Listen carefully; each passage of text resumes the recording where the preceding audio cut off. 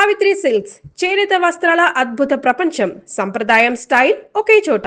Cinema opening కానీ ending కానీ వాళ్ళ ఫేస్తో స్క్రీన్ మొత్తం వాళ్ళ ఫేస్తో ఎండ్ అయితే చాలా ఆనందంగా ఫీల్ అవుతారు. నిజంగా అలా ఫీల్ అయ్యారా? అంత ఇదేమి ఉండదండి, ఏమో రకరకాలుగా ఆలోచిస్తారేమో ఒక్కరొకలా. వెళ్ళిపోతుంటే ఒకసారి జగత్ దగ్గర పిలిచి కొంత ఆయుష్ అలాంటి కళాకారులు. మరి పద్యాలు అనేవి ఎక్కడ ఎప్పుడు మొదలయ్యాయి? మాతృశ్రవణం ద్వారా.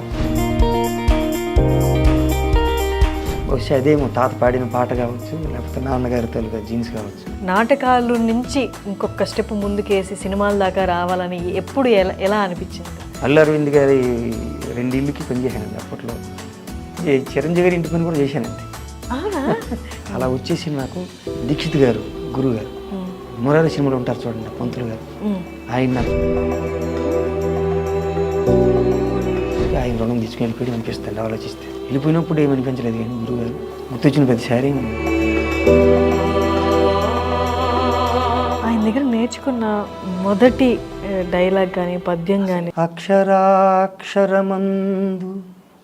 ఆ సరస్వతీ రూపు ప్రత్యక్షమునరించు ప్రథమ భాష, నన్నయాదుల నుండి నవ యువ కవిదాక ఆత్మశక్తిని గూర్చు అమృత భాష, ఆర్తితో భక్తితో ఆర్ద్రతం పాడనా.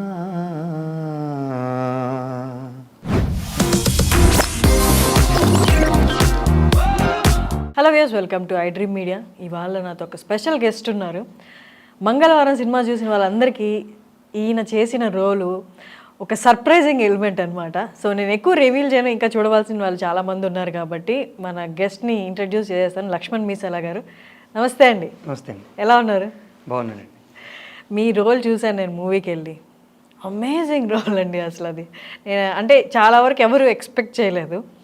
టువర్డ్స్ ద ఎండ్ అంటే చాలామంది యాక్టర్స్ ఇది ఎక్స్పెక్ట్ చేస్తారనమాట వాళ్ళ లైఫ్ జర్నీలో. సినిమా ఓపెనింగ్ కానీ ఎండింగ్ కానీ వాళ్ళ ఫేస్తో స్క్రీన్ మొత్తం వాళ్ళ ఫేస్తో ఎండ్ అయితే చాలా ఆనందంగా ఫీల్ అవుతారు. నేను అది చూసిన వెంటనే ఫస్ట్ సర్ప్రైజింగ్గా ఫీల్ అయిన తర్వాత నేను ఇది ఆలోచించాను అనమాట. మీరు కూడా అలా ఫీల్ అయ్యి ఉంటారేమో. నిజంగా అలా ఫీల్ అయ్యారా? ఉంటుందండి, ఉంటుంది. ఎక్కువ అంటే ఆశపడుతూ అంటే మొదటి నుంచి ఒకలాగా వచ్చి వచ్చి వచ్చి ఏదో తెలియకుండా జరుగుతాయండి. అంత ఉండదు లేదని అనడానికి లేదండి. కాకపోతే నేను పూర్తి సినిమా చూడలేదండి. ఇవాళ చూద్దాం అనుకున్నాను, కుదరలేదు. రాత్రికి నేను వెళ్తాను, ఏమి చూడాలి. ఫోన్ కాల్స్ బాగున్నాయండి, అవి చూడలేదు. చూస్తే మీరు ఎలా ఉండేదో, కానీ ఆఖరి బిట్ చూశాను. మీరు అన్నట్టు అది రివీల్ అవుద్ది కాబట్టి మాట్లాడకూడదు కాబట్టి లేదు, కానీ ఆ టైంలో కొంచెం అనిపించిందండి. అలాగ పూర్తిగా చూస్తే కనెక్ట్ అయ్యి వెళ్తే వేరే ఉండేదేమో కథ. ఏదో జరుగుతుంది అలా చూస్తే చూస్తారు అన్నట్టు అయ్యింది. ఒకసారి ఇదేంటి ఇలా జరిగిపోయింది అని. నాకు తెలియదండి సినిమా ఏంటనేది, కథ కూడా తెలియదు నాకు. ఏం చెప్పలేదు ఆయన. అంటే మొదటి నుంచి అంతేనండి, నేను అడగలేదు, ఆయన చెప్పలేదు. అలా జరిగిపోయింది. అది అంత బాగా వర్కౌట్ అవుద్ది అనేది ఆయన దృష్టికోణం నుంచి వచ్చింది కాబట్టి ఆయనకి తెలుసు, కానీ నాకు తెలియదండి. అది లైవ్లో ఎక్కువ వచ్చిద్దేమో మొత్తం చూస్తే. ఎక్కువ వచ్చిద్ది అంటే ఆనందం ఇంకోటి అనేది పక్కన పెడతండి, దానికి సరైన పదం చెప్పలేనేమో. ఆ టైంలో వచ్చే ఫీలింగ్కి అది అదృష్టమని చెప్పాలండి, భాగ్యం అది అలా రావడం అనేది. ఆ కోణం ఒకటి ఉంది అంటే అలా చేయించాలని థాట్ ఎందుకు వచ్చిద్దని తెలియదండి. అది ఏం జరుగుతాయో ఎలా జరుగుతాయో తెలియదు. కొంత ఆయుష్ అలాంటి కళాకారులు. మీరు అన్నారు చాలా కాల్స్ వచ్చాయని. ఎవరైనా మీరు ఎక్స్పెక్ట్ చేసిన కాల్ లేకపోతే ప్రముఖులు? మరి మీ మధ్యలో వచ్చేస్తానండి మీ క్వశ్చన్. ఇంకా పెద్దగా అంటే నేను చెప్పేది మళ్ళీ ఎంత ఉంటుందండి. పర్లేదు చెప్పండి. వేరే అంటే ఎవరు చేసినా ఆయన గురించి చెప్పేవాళ్ళనండి. నీకు డైరెక్టర్ గారు ఇచ్చారని చెప్తే ఇంకొక మ్యాటర్ లేదు. సినిమా ఇట్టు, కానీ నిన్ను అలా చూపించాలి ఎందుకు వచ్చింది అట్లా. సరే అది వచ్చేసారా ప్రమాదాలు ఇయ్యే వచ్చేస్తే బిజారంటే అందరూ చేసినవన్నీ అయ్యే.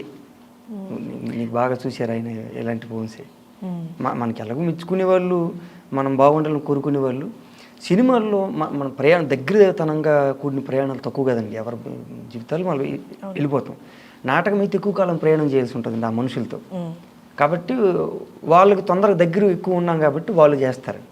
వాళ్ళు చెబుతున్నప్పుడు అనిపిస్తుంది, మా దగ్గర నుంచి వెళ్ళావు, మన నాటకం నుంచి వెళ్ళావు, బాగుంది, ఏవో చెబుతారు ఆనందం.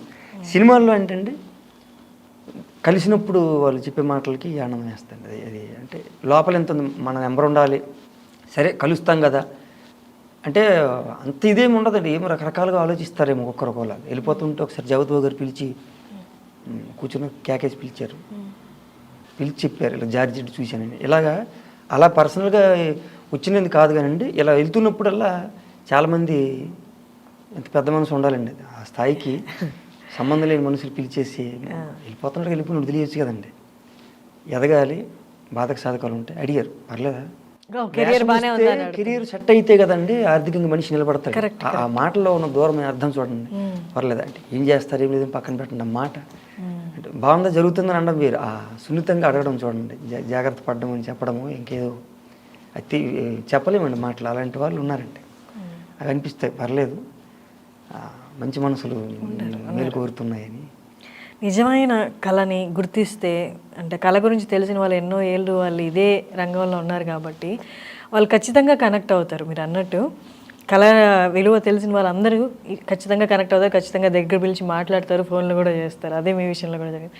ఒక్కసారి మీరు ఎక్కడి నుండి, మీరు నాటకాల నుండి వచ్చారని నాకు తెలుసు, కానీ మీ సొంత ఊరు నాటకాల నుంచి ఇంకొక స్టెప్ ముందుకేసి సినిమాల దాకా రావాలని ఎప్పుడు ఎలా అనిపించింది? తెలియదండి ఏది నా ప్రయాణం అనేది. అంటే ఇప్పుడు దాకా జరిగిన ఈ ప్రయాణంలో ఏది నేను అనుకున్నది అక్కడ నిలబడ్డాను చేశాను పూర్తి స్థాయిలో అనేది తెలియదండి. తెలియదంటే నేను చేయలేదు కాబట్టి తెలియదు అంటే ఎందుకు జరిగింది అనేది అర్థం కాదండి. స్టెప్ స్టెప్ స్టెప్ స్టెప్ కోరికలు మనసులో పుట్టిన ఆలోచనలు ఏవో రకరకాలు మారిపోతున్నాయండి. ఇంట్రెస్ట్ పోతుంది దాని మీద, వదిలేసి వెళ్ళిపోవడం జరుగుతుంది. అలా వచ్చాను. ఏం జరుగుద్దో ఏంటో జీవితం మీద ఒక లెక్క అది రాసుకోవడం లేకపోతే ఆలోచన చేయడం అనేది లేదండి. అలా వచ్చేసాను హైదరాబాద్. మీ ఊరు పర్లాకిముండి దగ్గర రాణిపేట అండి, గజపతి జిల్లా, ఒరిస్సా. ఇది ఆంధ్రాకి అంటే శ్రీకాకుళం బార్డర్ అనుకోండి. మధ్యలో వంశధార నది పాయి ఉంటుంది, అవతల మేమున్నాం, ఇవతల ఆంధ్ర ఉంటుందండి. మా నాన్న వాళ్ళది విజయనగరం అంట. అక్కడ సెటిల్ అయ్యారు, వెళ్ళి పెళ్ళి అయిన తర్వాత అక్కడ ఉన్నారు. పెళ్లి చేసుకున్నారు అక్కడికి వచ్చి. విజయనగరం నేను ఇక్కడికి వచ్చేసాను, 20 ఏళ్ళు అయిందండి వచ్చేసాము అందరం ఇక్కడ. అంటే ఏది అనేది క్లారిటీ లేదండి. దానికన్నా మళ్ళీ నేను చదువుకున్న దగ్గర కన్నా హైదరాబాద్ ఎక్కువ అనుబంధం అయిపోయిందండి. ఇక్కడ 20 సంవత్సరాలు అయిపోయింది. 20 సంవత్సరాలు అయిపోయింది. అదేంటో అంటే అక్కడికి వెళ్ళినప్పుడు వచ్చిన కొత్తలో ఊరు వెళ్తాము, ఏదో పండగ పుణ్యం ఇలా ఉంది వెళ్ళాలన్నప్పుడు ఒక రకమైన ఇది ఉంటుంది చూడండి, మొదలవుతుంది. అలాగా ఊరు వెళ్ళామంటే ఎప్పటికీ హైదరాబాద్ వెళ్ళిపోతామని ఫీలింగ్. అంటే మరొక అమ్మ అయిపోయిందండి, గుండె బరువు ఎక్కుతుందంటే తెలియదు ఏం జరుగుతుందో తెలియకుండా జరుగుతున్న జీవితంలో ఇలాంటివన్నీ జరుగుతుంటే వింత అనిపిస్తుంది అండి. అలా వచ్చేసి నాకు దీక్షిత్ గారు, గురువు గారు, మురారి సినిమాలో ఉంటారు చూడండి, పంతులు గారు, ఆయన నాకు చదువు చెప్పారండి. ఆయన దగ్గర గొప్ప వాళ్ళు అండి. బుర్ర సుబ్రహ్మణ్య శాస్త్రి గారు, చాట్ల శ్రీరాములు గారు, దుగ్గిరాల సోమేశ్వరరావు గారు. మీ వయసు ఎంత అప్పుడు వచ్చేసేటప్పుడు, హైదరాబాద్కి వచ్చినప్పుడు? 20 దాటుతాయండి, 20. చదువుకున్నారు 20 దాకా అక్కడ? అంటే అన్ని బ్రేక్లు అండి. 8th వరకు చదివేసి ఆపేశానండి. ఆపేసి మళ్ళీ చదివాను. మళ్ళీ 10th డైరెక్ట్ 4 ఏళ్ళ గ్యాప్లో మళ్ళీ 10th కట్టానండి. ఇప్పుడు ఆంధ్ర కట్టాను. ఆ 4 ఏళ్ళ గ్యాప్లో మెడికల్లో చేశాను, గవర్నమెంట్ హాస్పిటల్ పక్కన మా పెద్ద షాప్ అండి. అది బాగా పేరు వచ్చింది, బాగా విద్య అబ్బింది బాగా. మెడికల్లో సెటిల్ అయిపోతాడులే ఒక ఆర్ఎంపీలో ఏదో అనుకున్నారు కొందరు. పెద్దోళ్ళు వచ్చి అడిగారండి, బీఫార్మసీ కూడా చేయించి మేము చూసుకుంటాం ఇక్కడ ఉండిపోయాను. అంటే తెలియదు మనకి ఇంట్రెస్ట్ లేదు, వాళ్ళేమో అది గమనిస్తున్నారు. మన దగ్గర ఇది ఉంది, మనకి దేవుడు ఇది ఎక్కువ పని ఇచ్చాడు అనేది మనకు తెలియలేదండి. నేనేదో పనిలోకి వచ్చాను, పని నేర్చుకుని వచ్చిన వాళ్ళకి ఇబ్బంది లేకుండా పని చేద్దామని తత్వం తప్పితే అది ఇంత స్టఫ్ నీకు ఇచ్చాడు ఆ పనిలో, నీకు చాలా ఉంది నీ బుర్రలు అనేది మనకు తెలియదండి. అది వాళ్ళు పెద్దోళ్ళు వచ్చి పెద్ద ఎండీలు వచ్చి మాట్లాడుతుంటే ఓహో ఇది దీని విద్య అంటారా, ఓకే అనుకోను తప్పితే నాకు తెలియదండి. అందుకే దాని మీద మమకారం లేదు, అందులో కొడుకు నచ్చక వచ్చేసానండి. మరి నాటకాలు అనేవి ఎప్పుడు మొదలయ్యాయి మీ లైఫ్లో? అదేనండి విచిత్రమైన నాటకం నాది, ఏమి తెలియదు. నేనేం చేసినా కాదనకుండా ఉన్న తల్లిని ఇచ్చాడు దేవుడు. ఏ రోజు వంకర పెట్టలేదు, రూపాయి కాసు నాకు అడగలేదు. లిటరల్ చెప్పాలంటే ఆరక్షణ సినిమా వరకు వాళ్ళే నన్ను సాకారండి. దెబ్బలు తిని వస్తూ ఉన్నా గౌరవానికి భంగం కలిగించకుండా తగులుతూ ఉన్నా కూడా ఆవిడ భరించుతూ వచ్చింది మాకు. తర్వాత ఇద్దరు చెల్లెళ్ళు, వాళ్ళు అమ్మలాగా నన్ను చూసుకున్నారు. ఇప్పటికీ రూపాయి అడిగిన వాళ్ళు కాదు వాళ్ళు. దేవుడు మరి అలాంటి వాళ్ళు ఇచ్చాడు కాబట్టి నాకు ఇవన్నీ నాకు రుణపడి వచ్చారేమో అందరూ. అప్పుడప్పుడు అనిపిస్తుంది. అలాగే ఇప్పుడు నాకు ఈ ఆరక్షణ సినిమా కానీ ఇలాంటి సినిమాలు ఇప్పుడు మనకు మంగళవారం ఇలా మెరుపు పనిచ్చి తీసుకెళ్ళడం వేరండి. మెట్లకి ఒక్కొక్క స్టేజ్ అని బతకడానికి ఒక్కొక్క మార్గం ఉంది. ఒక్కొక్క దగ్గర ఒక స్టేజ్ ఇంకో మెట్టు ఎక్కించడానికి ఇస్తారు చూడండి, పని వస్తుంటుంది. ప్రతి జీవితంలో ప్రతి ప్రయాణంలో ఉంటుంది అది, స్టెప్ అంటాం. అలా ప్రతి స్టెప్ ఇచ్చిన వీళ్ళందరూ రుణపడే ఉన్నారు నాకు అనుకుంటానండి. నేను ఇవి తీర్చుకోలేం కదండి రుణం, ఏ రూపం తీర్చుకుంటాను. కాబట్టి వాళ్ళే రుణపడ్డారేమో అని. అంటే ఏ రోజు నాకు అడగలేదు, అమ్మ వాళ్ళు అడగలేదు, చెల్లి వాళ్ళు అడగలంటే వీళ్ళు కూడా మన మీద మమకారంతో అలాంటిది ఇవ్వడం అనేది బహుశా గత జన్మలో ఎక్కడో బాకీ పడి ఉంటారు వీళ్ళు నాకు. ఇంకా తీర్చుకునే వాళ్ళు ఎంతమంది ఉన్నారని నవ్వుకుంటానండి లోపల. అలా వచ్చాను అక్కడ గురువుగారు అలాంటి దశలో గొప్ప గురువు దొరికాడండి. ఆయన బాగా చూసుకున్నారు నన్ను. ఎక్కడికి అంటే అక్కడ నాటకాలు చేస్తున్నారు మీ ఊర్లో? అక్కడ లేదండి, అక్కడే అసలు నాటకాలు. దీక్షిత్ గారు లేకపోతే నాకు నాటకం లేదేమోనండి. అంటే మెడికల్ స్టోర్లో పనిచేస్తూ ఒకగానొక రోజు బస్ ఎక్కి హైదరాబాద్ వచ్చేసారు, అంతేనా? 10th రాసి వచ్చానండి. 10th రాసేసి హైదరాబాద్కి ఏదైనా పని చూసుకుందాం అని వచ్చారు. ఎట్లా వచ్చారు? అసలు ఏం పని కూడా తెలియదండి, ఎందుకు వచ్చానో తెలియదండి. మరి హైదరాబాద్ ఎందుకు అనుకున్నారు? బస్ ఎక్కి హైదరాబాద్ వచ్చేసారు అంతే. ఫ్రెండ్స్ ఇద్దరు వస్తున్నారు, ఫ్రెండ్స్ లాంటి వాళ్ళు అంటే ఇద్దరు వస్తున్నారంటే 10th అయిపోయింది, ఎగ్జామ్ అయ్యింది, రిజల్ట్ వచ్చింది. రిజల్ట్ కూడా గమ్మత్తుగా 2 రకాలుగా వచ్చింది. పోయింది అని టెన్షన్ పడ్డాను. సరే పోతే పోయింది ఏముందిలే అనుకున్నాను. నేను ప్రైవేట్ని రాశాను కాబట్టి రెగ్యులర్లో చెక్ చేశారంట, రాలేదండి. పోయింది మీ వాడిదేం ఫోన్ చేశారు వాళ్ళు. సరే ఏం చేస్తాంలే అనుకున్నానండి. మళ్ళీ అరగంట తర్వాత మళ్ళీ ఫోన్ చేసి అతను ప్రైవేట్ని కట్టాడా రెగ్యులర్ అంటే ప్రైవేట్ అని చేశారు. ఫస్ట్ డివిజన్ వచ్చింది, మంచి పర్సంటేజ్ వచ్చింది, పార్టీ అడగండి అన్నారండి. ఆ మాట విన్నాను, ఇంటికి వచ్చానమ్మ పాస్ అయ్యానంట అన్నాను. వీళ్ళిద్దరు కలిశారండి బయటికి వెళ్ళగానే. వీళ్ళేమీ నాకు బాగా రాసుకు పూసుకు తిరిగే స్నేహితులు కూడా కాదండి. ఊర్లో పరిచయము, ప్రయాణాల్లో ఉన్న స్నేహితులు ఇలా వెళ్తున్నారని తెలిస్తే సరే నాకు ఎందుకు అనిపించింది, ఏం చెప్పలేదు కానీ బయలుదేరి వచ్చానండి. ఫోటో వెళ్దామని వచ్చానండి అంతే. మానసికంగా డిస్టర్బ్ తిరుగుతూ ఉన్నాను, ఇటు ఎక్క దగ్గర ఉండట్లేదు, ఈ పని ఆ పని అని అనుకోండి. తాబీ పనికి వెళ్ళానండి అప్పుడు. అంటే గ్యాప్లో ఏం చేస్తాను ఎందుకు చేస్తానో తెలియదండి అప్పుడు. అది చేసేవాడిని. అలాగని భగవంతుదేవులు భుక్తికి ఇబ్బంది కాదు, నన్ను అలా బాగా చూసుకున్నారు ఇంట్లో వాళ్ళు. దాని పని దీని పని దీని ఇంట్రెస్ట్ అనేది లేకుండా తెలియకుండా వచ్చానండి. ఇదంతా ఎందుకంటే ఇది యాక్టింగ్ అనేది ప్రాణం జీవమని కూడా తెలియదండి. ఎక్కడో ఉంది మనసులో, అది అవ్వాలి ఇది అవ్వాలి ఒకటొకటి దాటిపోతా ఉన్నాయి. ఇది ఎక్కడ ఆగిందండి, వాటిల్లో ఇది ఒకటి. దాన్ని తాకి స్పర్శించే వరకు మీకు తెలియదు అది మీకు ఇలా ఉంటాను అని. ఇక్కడ దేవుడు ఇలా స్టక్ చేసేస్తాడని. మళ్ళీ ఇక్కడికి వచ్చిన తర్వాత దీక్షిత్ గారి దగ్గర జాయిన్ అవ్వడానికి ముందు ఇక్కడ బ్రతకాలి కదండి. వేరే పని ఉంది వచ్చాను, కొన్ని కారణాల వల్ల ఆ పని చేయలేకపోయినాను. మనుషులను వదిలేసి వెళ్ళలేక అక్కడే ఉండిపోయి కొన్ని ఇబ్బంది పడుతూ మళ్ళీ ఈ పని ఈ పరంజాలు కడతారు చూడండి బిల్డింగ్లకి. ఏంటది? బిల్డింగ్లకి పరంజాలు కడతారు. పరంజీలు అంటే ఇదేండి మనం పిల్లర్స్ పెయింట్ చేయడానికి, సిమెంట్ పని చేయడానికి కడతారు కదా. ఓకే, తాళ్లతోటి ఒకటి కట్టెలేసి కడతారు కదా ఎక్కి పని చేయడానికి. అవి బిల్డింగ్ పని ఏదైతే ఉందో అన్నీ చేశాను. ఇంకోటి ఏంటంటే సరదాగా గుర్తొచ్చింది, అంతా ఒక వింతగా ఉంది కానీ ఏదో సోది చెప్పినట్టు ఉంటుంది. ఇప్పుడు దాకా అయింది సోదేనండి, ఏదైతే గుర్తొస్తుందో తెలియదు. ఎందుకంటే ఈ లక్ష్యం అని వస్తే అన్ని గుర్తుంటాయేమో ఒకటి బిట్టు. లక్ష్యం అంటే ఏం తెలియకుండా వచ్చాను కాబట్టి ఎప్పుడు ఏది వస్తుందో ఏది గుర్తొస్తుందో తెలియట్లేదు. ఉండాల్సిన అవసరం లేదండి, అంటే ఇట్లా మార్గం ఇట్లే ఉండాల్సిన అవసరం లేదు. కొందరు ఇలా కూడా ఉంటుంది, ఏం పర్వాలేదు, మీరు చెప్పండి.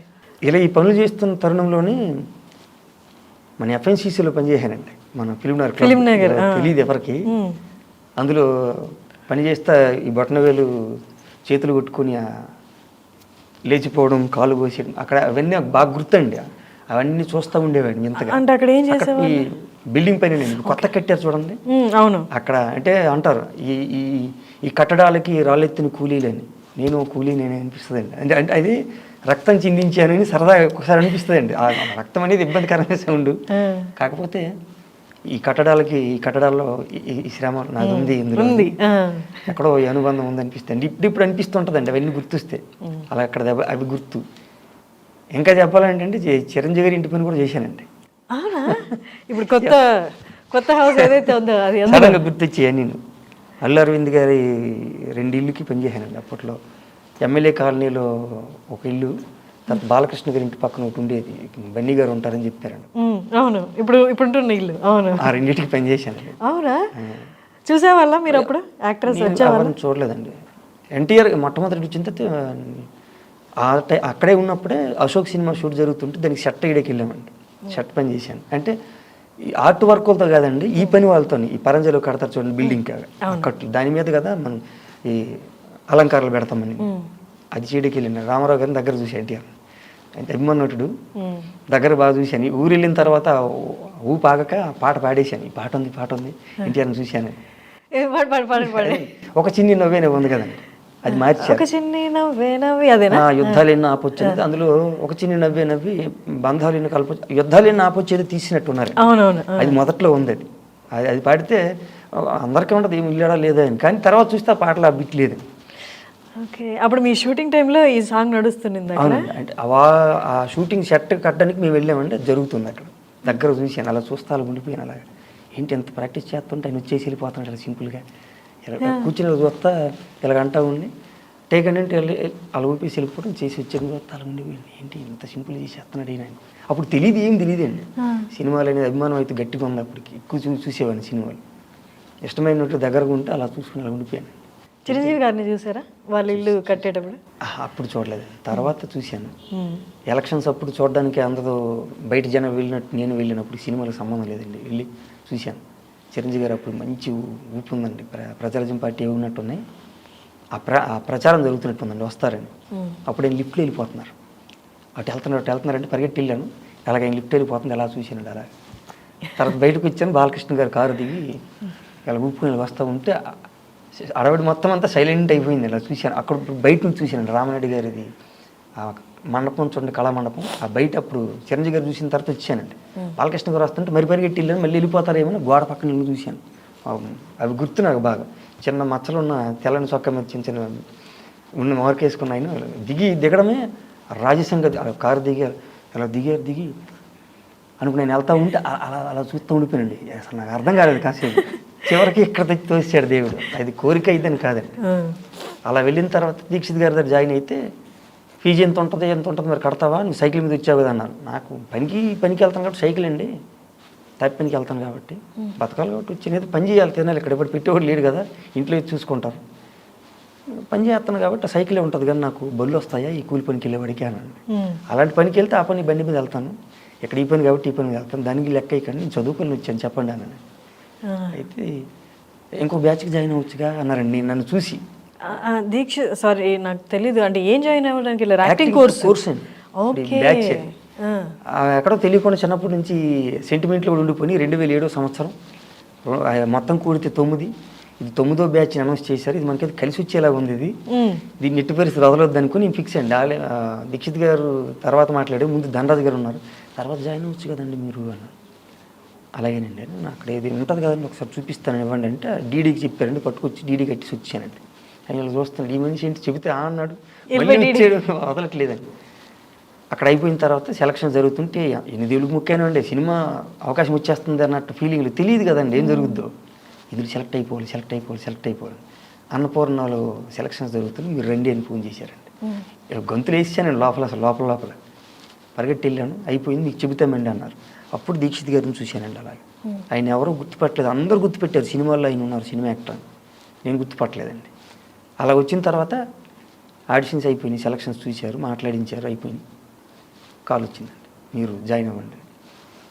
వచ్చేసి ఆయన దగ్గర పడిన తర్వాత కోర్స్ అయిపోయింది, ఇంటికి వెళ్ళిపోతా. నాకు యాక్టింగ్ ఏదో నేర్పేమన్నారంటే నాకేం తెలియట్లేదు, నేను ఇప్పుడు వెళ్ళి ఏం చేయాలంటే బయటికి వెళ్ళి ఆయనకి దీక్షిత్ గారికి మళ్ళీ ఫోన్ కొట్టానండి. నెంబర్ ఇచ్చారు, కాయిన్ బాక్స్లో వేసి ఫోన్ చేశానండి. కృష్ణకాంత్ పార్క్ పక్కన, సాయిబాబు గారి గుడి పక్కన నుంచి. ఎక్కడున్నావు అబ్బాయి అన్నారు. ఇక్కడే పార్కు దగ్గర ఉన్నానండి అన్న.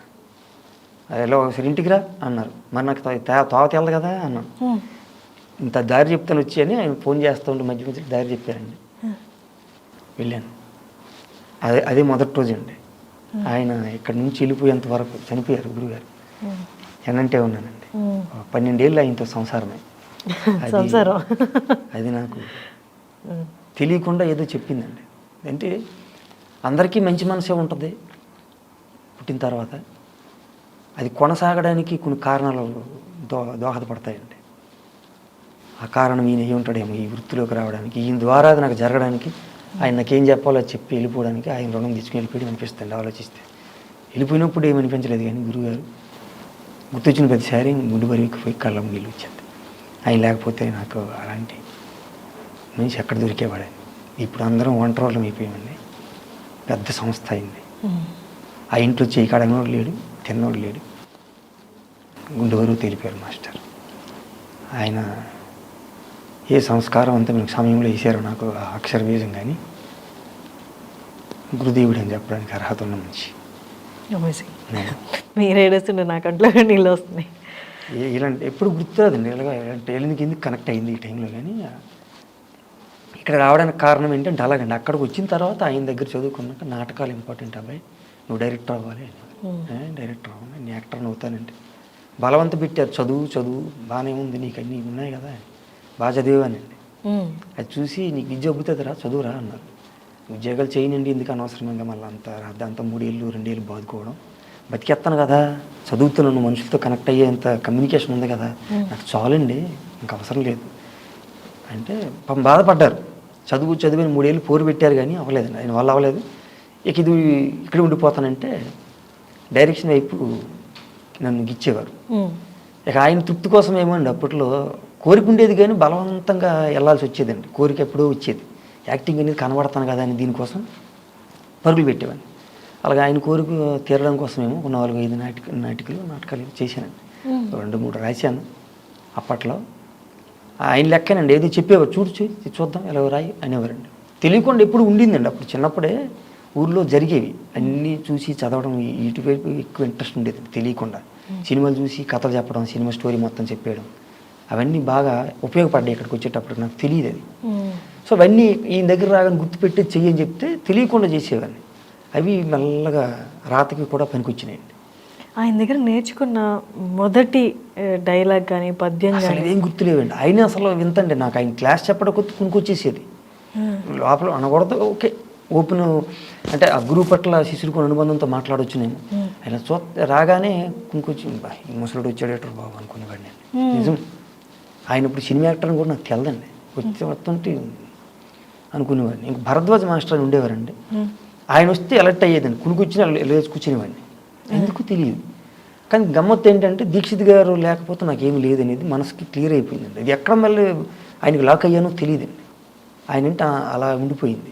ఎందుకు ఎక్కువ ప్రేమ తెలియదు, ఆయన అంటే ఎక్కువ నమ్మకం. ప్రేమ అనే మాట వేరే ఉద్దేమో, నమ్మకం తెలియకుండా నాకు చెప్పే మాట కానీ, నేను బ్రతకడానికి అవసరమైన విద్య కానీ, దోషం లేని నోటి నుంచి వచ్చే శబ్దం కానీ ఈయన బాగా నేర్పగలడు. నాకు చూస్తే నేర్చుకోగలుగుతానేమో ఆయన దగ్గర అనిపించిందండి.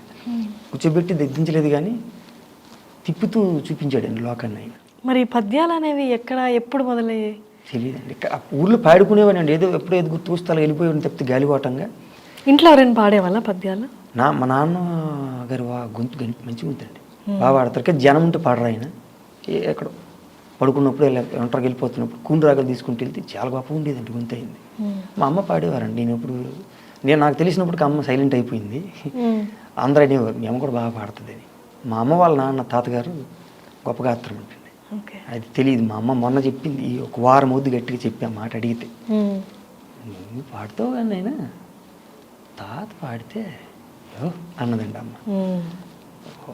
తాత పాడడం అరకొరగా నేను ఆయన వయసు అయిపోయిన తర్వాత కదండి నేను విన్నది. అప్పుడు పాడితే రామరామ శతకం ఏంటంటే పాడేవారు. ఆయన రామాయణం భారతం భాగవతం చదివేదంట తాత. ఆయనకు ఆ భారంగా మంచి పేరు. నేను అమ్మ గర్భంలో ఉండగా ఆయన అమ్మను పిలిచి పురాణం ఇది ఆయనకి ఉన్న పరిధిలో అమ్మ ఓపిక ఉన్నంత వరకు చెప్పేవారంట. అది తాత చెప్పాడంట, ఉన్నప్పుడు చెబితే అబ్బుతాయి అమ్మ అని. అది ఇక్కడికి వచ్చాక గురువుగారి దగ్గర దానికి సంబంధించిన శబ్దం తెలిసిందండి. మాతృశ్రవణం ద్వారా శిశు ప్రబోధనం నాన్న అలా జరుగుతుంది. తల్లి తీసుకున్న ఆహారం బిడ్డకి ఎలా చేరుతుందో విన్న శబ్దం కూడా బిడ్డకి ఆ రూపాన్ని చేరుతుంది. సంస్కృతి సంప్రదాయం విద్య సంస్కారం ఆ టైంలో పొయ్యాలి, కలత పెట్టకూడదు స్త్రీకి. అందుకే అక్కడ పుట్టుకల్లో ఇన్ని మార్పులు జరుగుతూ ఉంటాయి. సైన్స్ కూడా అంగీకరిస్తుందని ఆయన చెప్పాడు ఆ పదాన్ని. మాతృశ్రవణం ద్వారా శిశు ప్రబోధనం అని. అప్పుడు గుర్తొచ్చింది, నువ్వు కడుపులో ఉండగానే తాత చెప్తున్నాడు విన్నాను నాన్న, అమ్మ చెప్పిన మాట ఆ వేళ గుర్తొచ్చిందండి. బహుశా అదేమో తాత పాడిన పాట కావచ్చు, లేకపోతే నాన్నగారి తోలుగా జీన్స్ కావచ్చు, అమ్మ పెంచింది కావచ్చు. అలా వచ్చేసి ఇలా ఇరుక్కోనండి. నాటకాలు చేసి మళ్ళీ సినిమాలు ఇలా మొట్టమొదటి సినిమా కోంటి కోటి శరవణంద్ గారు ప్రొడ్యూసర్గా ఉన్న సినిమా, ఆయన హీరోగా చేసింది. అందులో పెద్ద వేషం అండి, అది తెలియని. అది ఎలా వచ్చింది మొదటి? ఎవరు గుర్తించారు? మీరు మీ కళని కానీ మీ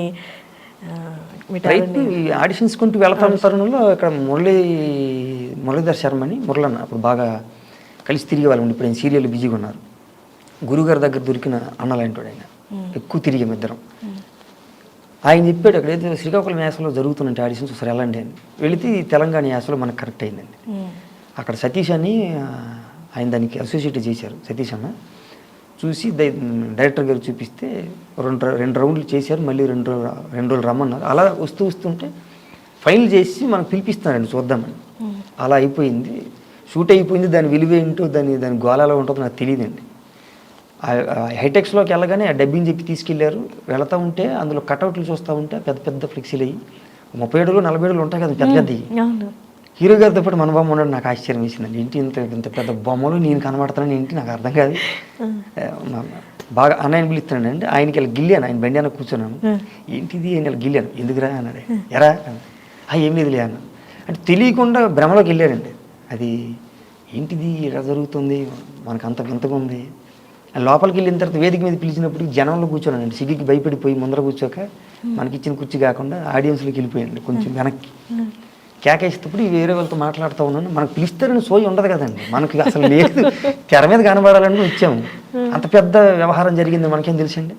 సోమగారు పిలిచారండి. పిలుస్తూ ఉంటే నేను మర్చిపోయి జనం అక్కడ ఎవరు ఉంటే మాట్లాడుతాను. 4-5 వచ్చారు నాతో పాటు. ఈ పక్క ఆయన కొట్టి పిలుస్తున్నారు, నిన్ను ఎక్కడ బొర్ర పెట్టావన్నా, ఎవరు పిలిచారన్న చూడన్నారండి. నేను లేచేటప్పటికి ఆ పెద్ద లైట్లు ఉంటాయి కదండి, ఇలా అందరూ కూర్చున్నారు. చీకటిగా ఉంది. తప్పని మన మీద లైట్ పడేసరికి తిరిగేసరికి లేచి 2 అడుగులు వేస్తే కళ్ళన్నీ ఒకసారి ఇలా అటు ఇలా ఉన్నవని ఇలా తిరిగాయండి తలకాయలు. నాకు అసలే సిగ్గు. వీళ్ళందరూ మనకే చూస్తున్నారు. పరిస్థితి ఏంటి నాకు అర్థం కాక, స్నేహం కోసం సినిమాలో చిరంజీవి గారు ఎట్లా వెళ్తారు చూడండి, నేను అట్ట ఉనికిపోయి పైకెళ్తాడు, గొంతు తడారిపోయి ఆ టైం రాలేదండి. హడావిడి అయిపోయాను. నీళ్ళెవరా అని అడిగాను. అది గుర్తుండి అంతే. అంత అర్థం ఏం జరిగింది, సినిమా ఎలా తీసుకెళ్ళింది తెలియదు. ఇప్పుడిప్పుడు గుర్తు చేస్తూ ఉంటే అంత గొప్ప అవకాశాన్ని నేను ఎంజాయ్ చేయలేకపోయినాని తెలియకొచ్చాను కదండి. ఇప్పుడు తెలుస్తుంది మెల్లమెల్ల మొక్క. అయితే ఇప్పటికే నీకు మొదట ఇచ్చాను, తర్వాత దెబ్బతి నేను అందుకోకపోతే మళ్ళా ఇస్తూ వచ్చానని చెప్పడానికేమో అప్పుడప్పుడు సినిమాలు వేస్తా ఒక లైన్లో పెట్టేసాడేమో అనిపిస్తుంది. అందుకే అరే అనిపించేటట్టు అనిపించలేదండి ఏదిన్ని. కానీ మొత్తానికైతే ఏదో జరుగుతుంది నా లైఫ్లో అని అర్థమైంది. మీ గురువు గారు ఇక్కడికి వెళ్తున్నావు కాబట్టి, సినిమాలో యాక్ట్ చేస్తున్నావు కాబట్టి, ఇక్కడ నేర్చుకోకూడనివి ఏమైనా ఉన్నాయి, నీకు ఇలాంటి పరిస్థితులు ఎదురవుతాయి, మంచి పరిస్థితులు అవుతాయి, మంచిలా అనిపించే వేరే దారికి వేరే వైపు తీసుకెళ్లే పరిస్థితులు కూడా ఏర్పడతాయి, నువ్వు జాగ్రత్తగా ఉండాల్సినవి ఈ విషయాల్లో అని ఏమన్నా చెప్పారా మీకు? నాకు అవేం చెప్పలేదండి ఆయన. ఇప్పుడు నాకు విడమర్చి జీవితం ఇది ఇదని చెప్పలేదండి. నేను అవసరాన్ని అడుగుతూ నాకు గుర్తు ఏదైతే కన్ఫ్యూజన్లో ఉన్నానో అది అడిగితే వీలు చూసి వేళ చేసుకుని చెప్పేవారండి. వెంటనే చెప్పేవారు కాదు. చూస్తూ ఆయన ఒక సందర్భం గమనించి చెప్పేవారు. కాళ్ళ దగ్గర కూర్చొని ఉన్నట్టు పాదసేవ చేసుకోవాలండి. అక్కడికి వచ్చాకే అక్కడ శోభన్ గారు అని 2 దంపతులు, మహి మేడం అని, నాకు అన్న వదినలాగా సారని పిలుస్తాను. కానీ వాళ్ళు ఆయన పట్ల ఉన్న తీరుకి స్వతహాగా మన దేవుడు ఒక మనసు ఒకలాగా పెంపకం ఆమె దగ్గర పెరిగాం కాబట్టి ఆ సంప్రదాయాలు ఏమైనా ఉంటాయి చూడండి, గురువు దగ్గర ఉండాల్సినవి మన భారతీయ సనాతనాలు అవి ఎలాగో దేవుడు మొదట్లో వేసాడు కాబట్టి అవి చూస్తా కూర్చునిపోయేవాడిని. అక్కడ ఆయనకి కనెక్ట్ అయ్యానండి బాగా. ఆయనకి ఏదో అనిపించేది. కళ్ళు మూసి పడుకుని నిద్రలో ఉన్నప్పుడు లేపడానికి వెళ్తే నేను లేని వేళ అప్పుడు ఎవరో వచ్చి శోభన్ గారు లాంటి ఉంటే ఆ వెళ్ళినప్పుడు నేను సడన్గా ఆయన పడుకున్నప్పుడు వెళ్ళడం మీద జరిగితే మళ్ళీ ఆయనకి మేలుకొలుపు సేవ ఒకటి ఉంటుందండి. మళ్ళీ కాలు పెడితే లేస్తారు ఆయన. ఇది నాకు రాహుకాలం అబ్బాయి, నన్ను మేలుకొలుపుకుని ఫోన్ ఆఫ్ చేసి పడుకుంటారు. గ్రహణం పట్టింది 2 గంటల కాలం అంటారండి, నన్ను లేపకండి. అప్పుడు మళ్ళీ లేపడానికి మళ్ళీ వెళితే చేయి పడకని చెప్పేవారండి. అది నా జీవితంలో గొప్ప అచీవ్మెంట్ అని కాదు కానీ గొప్ప మాటగా మిగిలిద్ది. కొన్ని మాటలు ఉంటాయంటే ఆ మాటల్లో గురువుగారి దగ్గర వచ్చిన మాట ఏంటంటే చేయి పడగానే లక్ష్మణ అనేదండి. అది నాకు గురువు గారి దగ్గర నుంచి వచ్చిన గొప్ప ఆశీర్వాదం అనుకుంటాను. అది చెయ్యి వేరు అనేది కొడుకులాగా అంతమంది అందరిని అన్ని రకాలుగా ప్రేమించిన మనిషి ఆ విషయంలో వాడి చెయ్యి వేరు తెలిసిపోతున్నాను అనేది వాడిస్తే. మీ పేరే లక్ష్మణ్ లక్ష్మణ్ అంతే. లక్ష్మణ్ చిన్నప్పటి నుంచి అదే పేరు, ఇక్కడ ఇండస్ట్రీకి వచ్చాక మారడం, గురువు గారు పెట్టిన పేరు కాదు. నన్ను ఒకలాగా వదిలేశాడండి ఆయన కూడా. కట్టడి చేయలేదు, ఇలాగ వెళ్ళాలని చెప్పలేదండి. ఎందుకంటే నేను అడిగేవాడిని, అన్నయ్య ఉన్నారు కదా, ఏం మరి ఎక్కడ పెట్టలేదు, మీరు డైరెక్టర్ అవ్వాలంటున్నారు కదా, మరి ఎందుకు మీరు ఎక్కడ చెప్పరు, ఎంత పేరు ఉంది మీకంటే. నాన్న ఆకలి ఇస్తే నువ్వు తింటున్నావు కదా, తినడానికి సమకూర్చే ప్రయత్నం అయితే చెయ్యాలి, నా బాధ్యత, నా పరిధి పెట్టి నేను చేస్తాను, తినాల్సింది నువ్వు కదా అన్నారండి. అవును మాస్టర్, అన్నయ్యకి తెలియదా, నేను దారి చెప్తాను, చేసుకోవాల్సింది అన్నయ్య. నాకు నువ్వైనా అన్నయ్య అయినా ఎవరైనా ఒకటే, ఇంకేమైనా ఉందా అన్నారండి. లేదు మాస్టర్. ఆ ఊరికే అడిగాను. అది నాకు అర్థమైంది, అన్న ఇంకా డైరెక్షన్ చేయాలి కదా, నీకేదో అనిపి నువ్వు యాక్టర్ అవ్వాలి. ఉంటాయి ఆ పిచ్చి పిచ్చి ప్రశ్నలు క్వశ్చన్లు. ఇది ఎవరి దారికి ఉంటుంది నాన్న, ఏం చేయలేము. ఎంతసేపు నిలబెట్టగలుగుతాం ఎవరినైనా? ప్రయత్నం ఎలా అంతవరకు అంటే పరిచయం వరకు బాగుంటుంది, తర్వాత నిలబడాల్సింది వాళ్ళే. అవుతాడు, ఎందుకు అవ్వడు, ఆయన కోరుకుంది అవుతాడు. ఏదో ఒక రోజు తన పని దాన్ని చేసుకుని వెళ్ళిపోతాడు. కానీ వదిలే అన్నారండి, అది గుర్తుండిపోయిందండి. అందుకే ఏది నీకు తెలియకుండా జరగదు నాన్న జీవితంలో, నీ అంతరాత్మ నీకు చెబుతుంది, అది నువ్వు గమనించాలి. ఎప్పుడైనా గమనించకపోతే దాన్ని తొక్కేసి వెళ్ళిపోతావు ఇంకొక మార్గంలోకి. నువ్వు వెళ్ళగానే ఒకటి జరుగుతుందని తెలియకుండా ఒక ఒక క్లాత్ వేసి చెప్పేవాడండి జీవితం ఎలా ఉంటుందని. మీ దినచర్య ఎలా ఉంటుంది? పొద్దున్నే లేచి మీరు ఇప్పుడు గురువు గారు వెళ్ళిపోయిన తర్వాత ఇక్కడ ఉన్నాడండి ఆయన.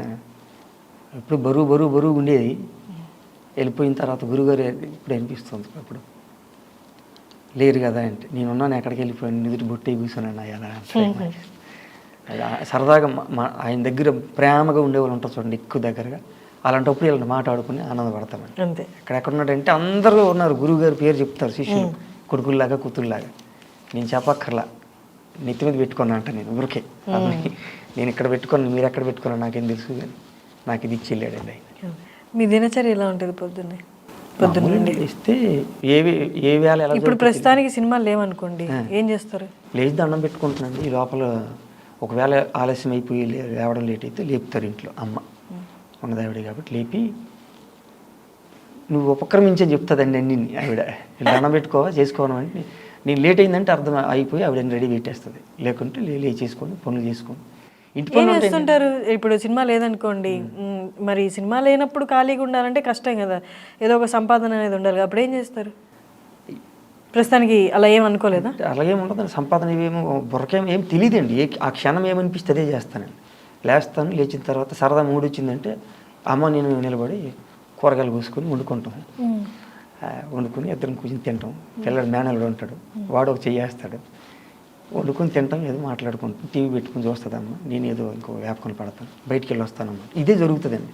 ఎవరెవరు మనకి అప్పుడు మనం కలుద్దామని కోరిక మనకు ఉండింది, లేకపోతే వాళ్ళు కలుద్దామన్నారు, కలవలేకపోయాము, వాళ్ళన్నీ ఒకసారి తీసి వాళ్ళ ఫోన్ చేసి అందుబాటులో కలిసేస్తానండి. మరి సంపాదన ఎలా?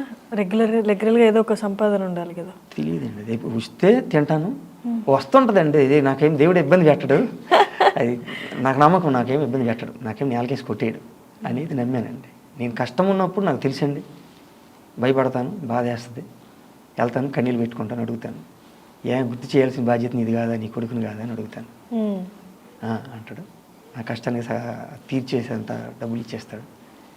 సినిమాల రూపంలోనే సినిమా కావచ్చు అండి, సినిమాకి సంబంధించి లేకపోతే గతంలో మనకి ఏదో రూపం రావాల్సినవి ఉంటే ఆ టయాన్ని ఆ గండాన్ని గట్టెక్కించేస్తాడండి. తర్వాత మళ్ళీ నా యథావిదే మనిషి అదేది కుక్కతో అన్నట్టు తన మామూలు పెట్టుకుని వచ్చేస్తాను. మనసులో ఉంటాడు ఆయన, కానీ పూజ అనేది కాదండి, అది నా జనచర్యలో భాగం. ఎందుకు డబ్బులు అన్నారు కాబట్టి చెబుతాను, ఆయన నమ్మేశాం కాబట్టి. ఏ దేవుడు నమ్ముతారు బాగా? అందరూనండి, అందరూ. మరి ఇప్పుడు ఏ దేవుడికి? రాముడు ఇష్టం ఎక్కువ. రాముడి దగ్గరికి వెళ్ళి దండం పెట్టుకుని ఏడుస్తారు. రాముడిని తలచనండి, రాముడిని ఊరికి నామంలో అనుకుని వెళ్ళిపోతాను, కానీ కూర్చున్నప్పుడు శ్రీమన్నారాయణ తెలుపుతాను, డబ్బులు ఇస్తాడు కదా. లక్ష్మీ అమ్మవారిని ఒకసారి దండం పెట్టేస్తాను, ఆయన్ని దండం పెట్టి చెప్పమ్మా తిరుగుతున్నాను, ఏడుతున్నాను, మీకు అసలు నా మీద సరే నేను మర్చిపోతానా, గుర్తు చేయాలి కదా మీరు అని అడుగుతాను, వెళ్ళి చెప్పేసి వచ్చేస్తాను సరదాగా లోపల. అప్పుడప్పుడు అలా జరుగుతాయి, డబ్బులు వచ్చేస్తాయి, వస్తాయండి. ఏదో సరదాగా ఏదో అంటున్నది ఏం కాదు, మీరు చేసిన వస్తాయి, చదివితే వస్తాయి, నమ్మి చెయ్యాలి, వస్తాయి. ఊరికే నేను జస్ట్ నాకు అవసరం వెళ్ళి అడిగితే ఇస్తున్నాడు, అందరికి ఇస్తాడు, ఇది సత్యం. ఇది ఎట్లా? మీకు ఒక సంఘటన చెప్పండి. సంఘటన ఏం అవసరం లేదండి, మీకు మామూలుగా చెబుతానండి. ఊరికే అడిగే తీరులు అడిగితే వస్తుందండి. నాకు తీరేం లేదండి, నేను ఏ తీరులు అడిగాను గొప్పగా ఏం కాదు, అవసరం పడింది అడిగాను, ఇచ్చాడు. ఎందుకంటే నేను వీళ్ళకి వెళ్ళి ఏదో చెప్పారు కాబట్టి అది కరెక్ట్ అయితే నన్ను నువ్వు చూసుకోవాల్సిన బాధ్యత నీదే వదిలేసాను కాబట్టి ఇస్తాడు. నేను అధికమేమీ ఆలోచన చేయట్లేదు, చేసే పని ఆయన పెట్టట్లేదు కాబట్టి వస్తుంది. అందుకే డబ్బుల గురించి ఇటు గురించి ఆలోచన వచ్చిన దగ్గర నుంచి నాకు టెన్షన్ మొదలైందండి, ఇవన్నీ భయాలు మొదలైనాయి. సంపాదన అనేసరికి అప్పుడు వరకు నాకు అది లేదు, భయం లేదండి. ఎందుకంటే ఉన్నాడు ఏదో చేసి ఇచ్చేస్తాడు మనకని.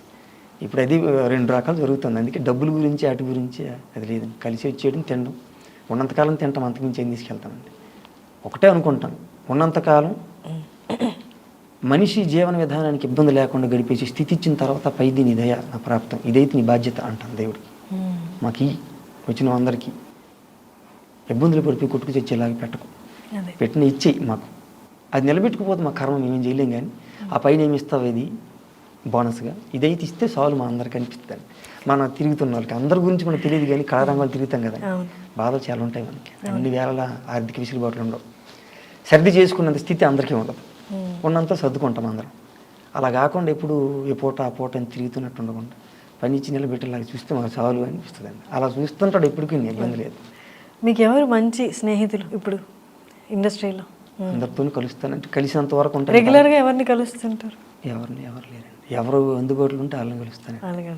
ఎక్కువ ఉండేదంటే సూర్యతేజ అనే కుర్రాడు ఉంటాడండి, అతను నాతో పాటు చదువుకున్న దీక్షిత్ గారి దగ్గర, వెంకటని, నరేష్ అని ఇలా ఉన్నారండి, చాలామంది ఉన్నారు. కానీ రెగ్యులర్ కలవడం ఉండదండి, ఫోన్ మాట్లాడితే వీళ్ళతో మాట్లాడుతూ ఉంటాను.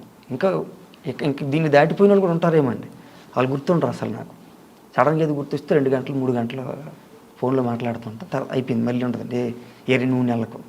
అంటే ఇది అనేది లేదండి, మనసు పెడుతున్న కొద్ది గాయం అవుతుంది తప్పితే ఇబ్బంది దానివల్ల మనం అని పరిస్థితి వస్తుంది ఎక్కువ పెడితే, అందుకని ఎక్కువ పెట్టట్లేదండి.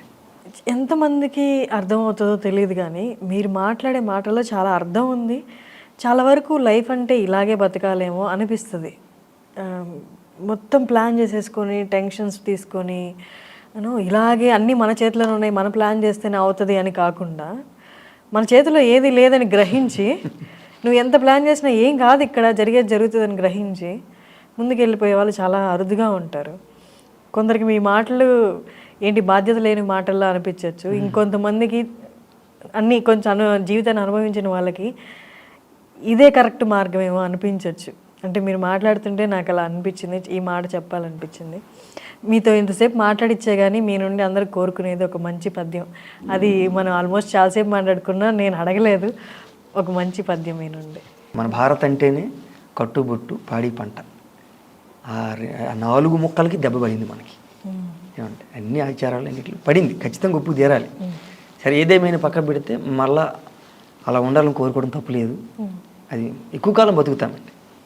మనకి రకరకాల ఆలోచనలు, అలవాట్లు, ఎంగిలి తీసుకొని తిండాలి, ఇవన్నీ మనకి శాస్త్రం ఒప్పుకోలేదు, మనమేమో అంగీకరించలేదు అన్నమాట. చాలా వరకు సరదాగా అనుకున్నాం, అన్ని సోది ఉంటాయి, సోది మాటలు చెప్తారు, తినొద్దని ప్లేట్లు కరోనా చెప్పేసింది కదండి, టచ్ చేయకన్నది, అది శాస్త్రమే కదండి.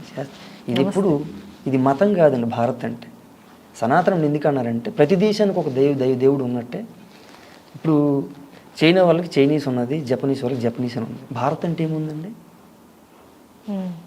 లేదు, సనాతనం ఉందండి.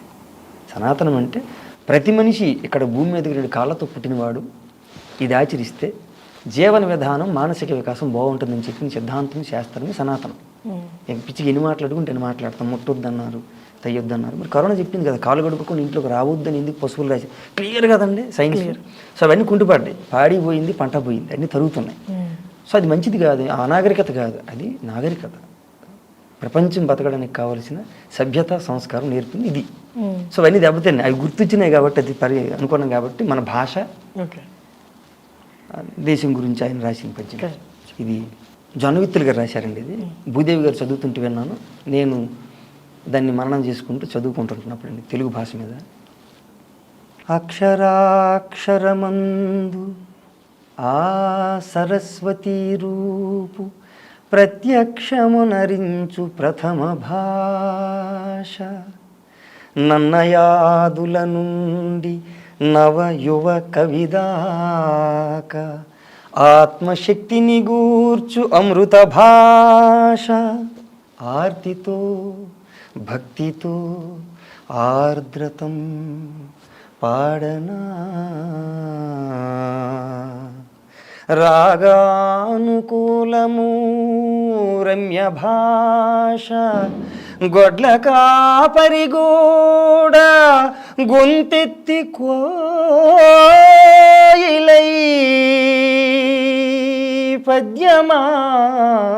పద్యమాలపించు హృదయ భాష, వెలయ త్యాగయ్య కృతులలో వెన్నపూస విభుడు శ్రీకృష్ణరాయల విజయ ఘోష జగతి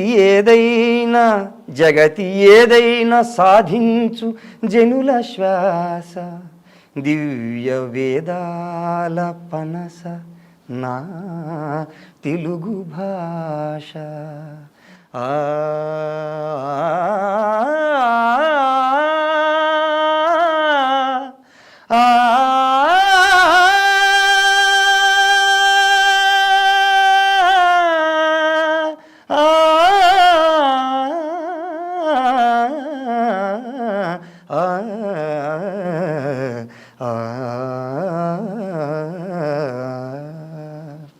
ఇదండి తెలుగు భాష.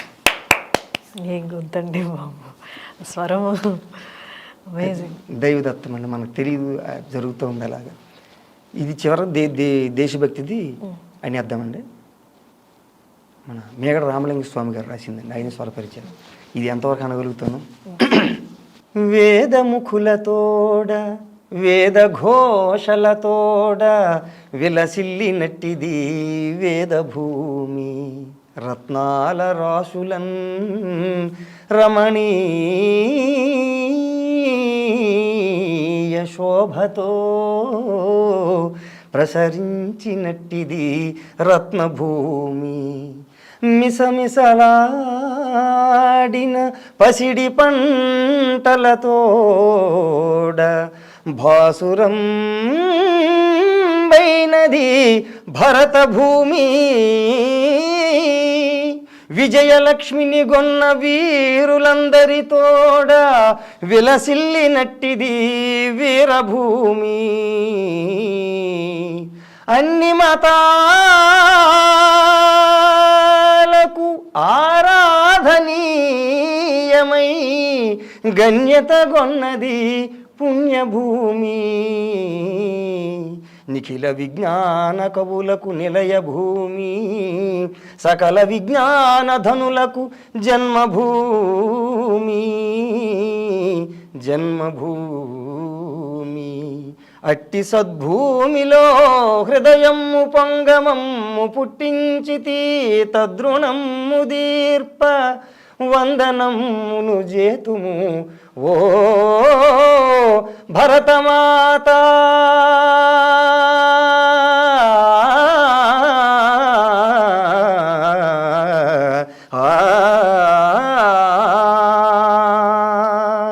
వేదముఖులతోడా వేద ఘోషలతోడా విలసిల్లినట్టిది వేదభూమి వేదభూమి వేదభూమి.